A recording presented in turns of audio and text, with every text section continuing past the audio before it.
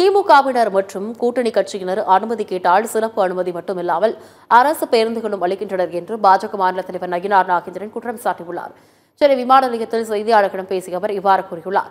திருநெல்வேலியில் காங்கிரஸ் கட்சி மாநாடு நடைபெற்ற போது அரசு பேருந்துகளே சென்றது என்றும் அவர் கூறினார்.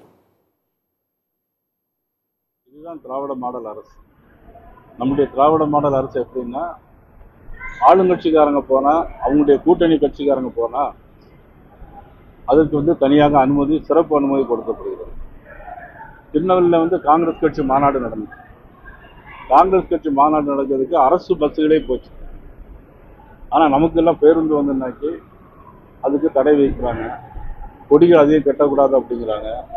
பேனர் அதிகம் வைக்கக்கூடாது அப்படிங்கிறாங்க. இதே இது காங்கிரஸ் கட்சியோ அல்லது விடுதலை சிறுத்தைகள் கட்சியோ அல்லது திமுகவை சேர்ந்தவர்களோ போயாச்சுன்னா அங்கே பார்த்தீங்கன்னா ஆட்கள் நடமாட முடியாத அளவுக்கு நிறைய பேனர்களும் கொடிகளையும் வச்சுட்டு